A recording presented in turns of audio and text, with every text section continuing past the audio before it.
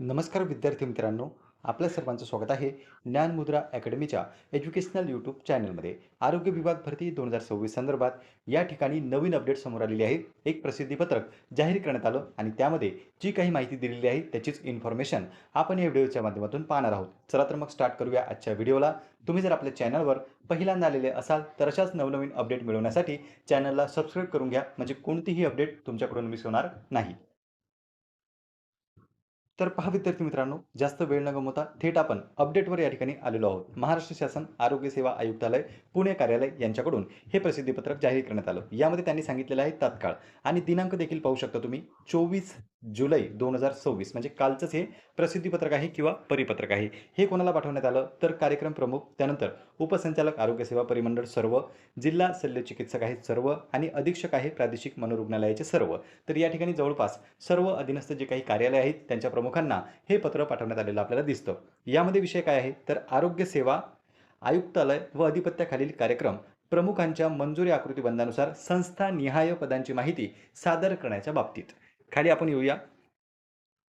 उपरोक्त विषयाच्या अनुषंगाने सार्वजनिक आरोग्य विभागाकडील संस्थानिहाय पदांची माहिती लोकलेखा समितीत सादर करावयाची आहे, तरी शासन निर्णय 16/2/2024 हा ऑलरेडी आपण आपल्या टेलिग्रामवर टाकलेला आहे. त्या ठिकाणी जाऊन तुम्ही तो पाहू शकता. ज्याही छोट्या मोठ्या परिपत्रक असो किंवा जे आर असो येत असतात ते लगेचच्या लगेच आपण आपल्या ग्रुपला शेअर करत असतो. तुम्ही जर अजूनपर्यंत जॉईन केलेलं नसेल तर जॉईन करून ठेवा. त्यामध्ये जे आर ऑलरेडी टाकलेला आहे. तर उपसंचालक आरोग्य सेवा परिमंडळे ज्या पदांचे नियुक्ती प्राधिकारी आहेत त्या सर्व गट क, गट ड तांत्रिक किंवा अतांत्रिक पदांची आकृतीबंधानुसार माहिती सोबतच्या विवरणपत्रामध्ये अ, ब, क मध्ये देण्यात यावी.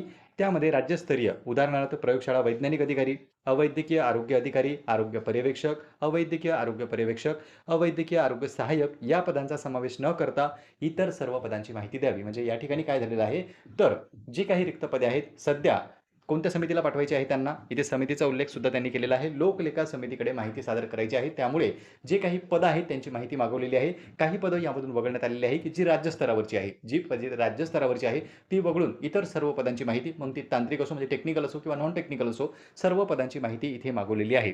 जिल्हा हिवताप अधिकारी, जिल्हा सामान्य रुग्णालय व प्रादेशिक मनोरुग्णालय यांनी त्यांच्याकडील पदांची माहिती उपसंचालक आरोग्य सेवा परिमंडळाकडे सादर करावी.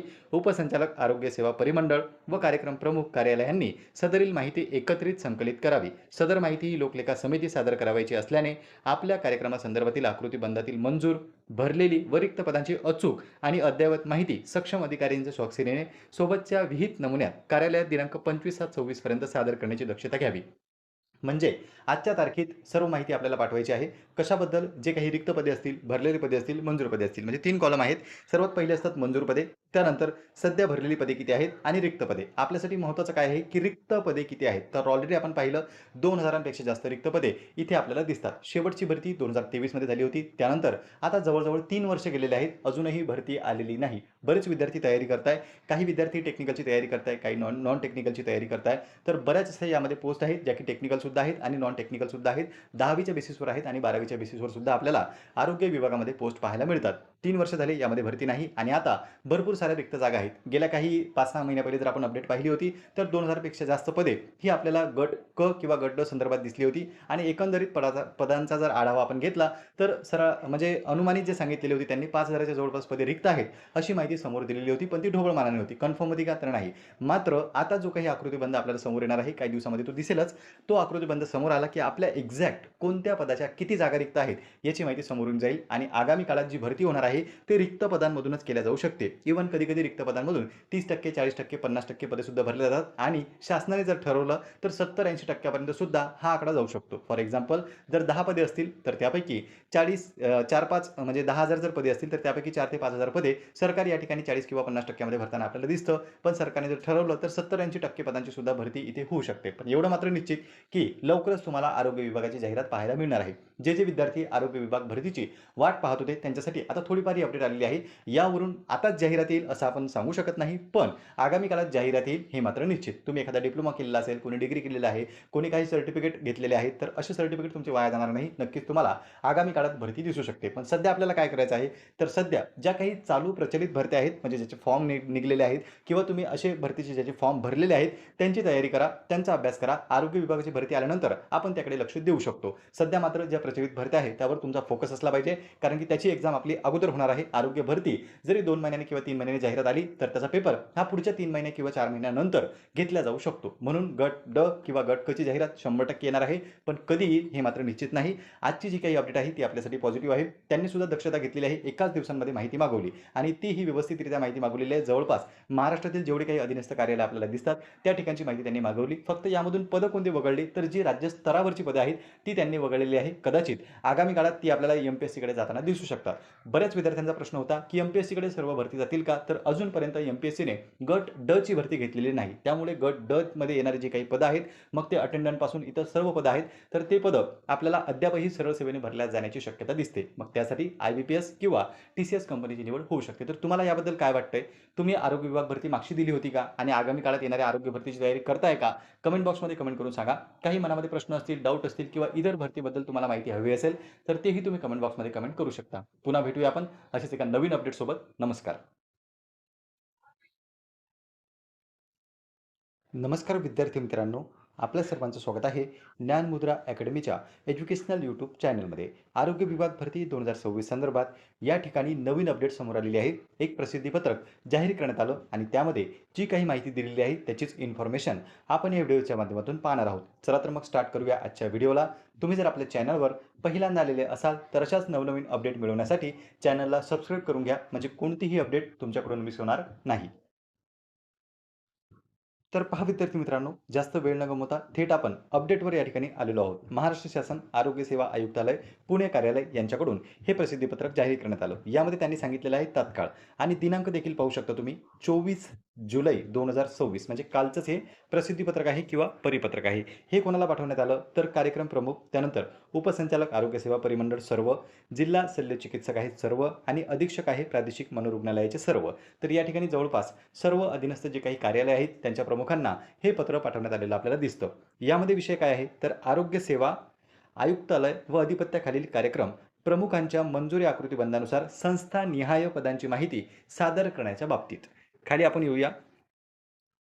उपरोक्त विषयाच्या अनुषंगाने सार्वजनिक आरोग्य विभागाकडील संस्थानिहाय पदांची माहिती लोकलेखा समितीत सादर करावयाची आहे. तरी शासन निर्णय 16/2/2024 हा ऑलरेडी आपण आपल्या टेलिग्रामवर टाकलेला आहे. त्या ठिकाणी जाऊन तुम्ही तो पाहू शकता. ज्याही छोट्या मोठ्या परिपत्रक असो किंवा जे-आर असो येत असतात ते लगेचच्या लगेच आपण आपल्या ग्रुपला शेअर करत असतो. तुम्ही जर अजूनपर्यंत जॉईन केलेलं नसेल तर जॉईन करून ठेवा. त्यामध्ये जे-आर ऑलरेडी टाकलेला आहे. तर उपसंचालक आरोग्य सेवा परिमंडळे ज्या पदांचे नियुक्ती प्राधिकारी आहेत त्या सर्व गट क, गट ड तांत्रिक किंवा अतांत्रिक पदांची आकृतीबंधानुसार माहिती सोबतच्या विवरणपत्रामध्ये अ, ब, क मध्ये देण्यात यावी.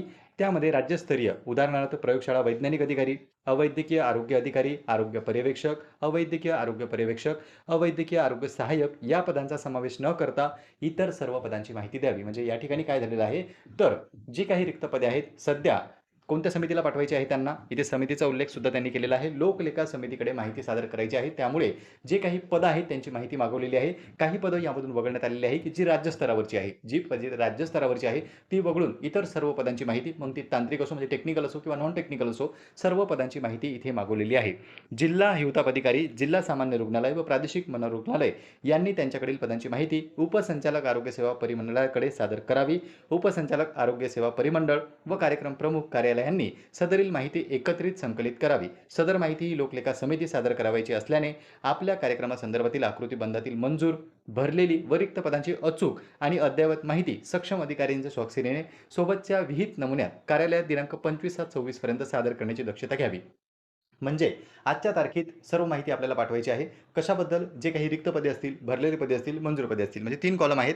सर्वात पहिले असतात मंजूर पदे, त्यानंतर सध्या भरलेली पदे किती आहेत आणि रिक्त पदे. आपल्यासाठी महत्त्वाचं काय आहे की रिक्त पदे किती आहेत. तर ऑलरेडी आपण पाहिलं 2000पेक्षा जास्त रिक्त पदे इथे आपल्याला दिसतात. शेवटची भरती 2023 मध्ये झाली होती. त्यानंतर आता जवळ-जवळ 3 वर्ष गेलेले आहेत. अजूनही भरती आलेली नाही. बरेच विद्यार्थी तयारी करताय. काही विद्यार्थी टेक्निकलची तयारी करताय, काही नॉन टेक्निकलची तयारी करताय. तर बऱ्याच अशा यामध्ये पोस्ट आहेत ज्या की टेक्निकल सुद्धा आहेत आणि नॉन टेक्निकल सुद्धा आहेत. 10वीच्या बेसिसवर आहेत आणि 12वीच्या बेसिसवर सुद्धा आपल्याला आरोग्य विभागामध्ये पोस्ट पाहायला मिळतात.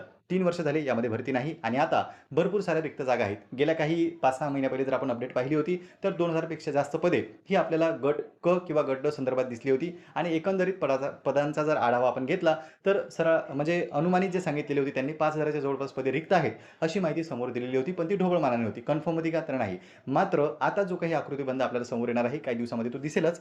तो आकृतीबंध समोर आला, की आपल्या एक्झॅक्ट कोणत्या पदाच्या किती जागा रिक्त आहेत, याची माहिती समोरून जाईल आणि आगामी काळात जी भरती होणार आहे, ते रिक्त पदांमधूनच केल्या जाऊ शकते. इव्हन कधी-कधी रिक्त पदांमधून 30%, 40%, 50% पदे सुद्धा भरली जातात आणि शासनाने जर ठरवलं, तर 70-80% पर्यंत सुद्धा हा आकडा जाऊ शकतो. फॉर एक्झाम्पल जर 10 पदे असतील, तर त्यापैकी 4-5 म्हणजे 10,000 जर पदे असतील, तर त्यापैकी 4 ते 5,000 पदे सरकार या ठिकाणी 40 किंवा 50% मध्ये भरताना आपल्याला दिसतं. पण सरकारने जर ठरवलं, तर 70-80% पदांची सुद्धा भरती इथे होऊ शकते. पण एवढं मात्र निश्चित, की लवकरच तुम्हाला आरोग्य विभागाची जाहिरात पाहायला मिळणार आहे.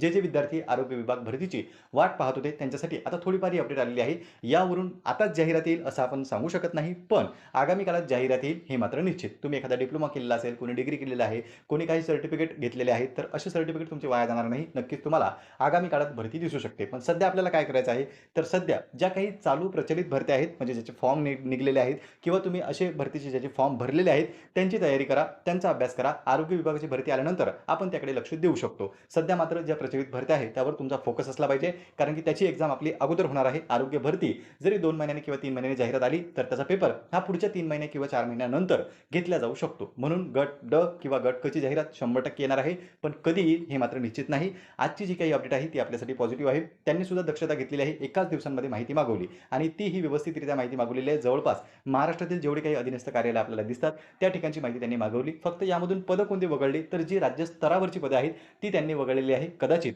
आगामी काळात ती आपल्याला एम-पी-एस-सीकडे जाताना दिसू शकतात.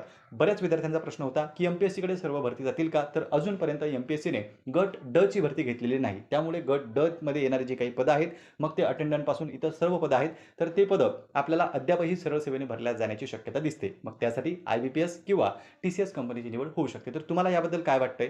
तुम्ही आरोग्य विभाग भरती मागची दिली होती का? आणि आगामी काळात येणाऱ्या आरोग्य भरतीची तयारी करताय का? कमेंट बॉक्समध्ये कमेंट करून सांगा. काही मनामध्ये प्रश्न असतील, डाऊट असतील किंवा इतर भरतीबद्दल तुम्हाला माहिती हवी असेल, तर तेही तुम्ही कमेंट बॉक्समध्ये कमेंट करू शकता. पुन्हा भेटूया आपण अशाच एका नवीन अपडेटसोबत. नमस्कार.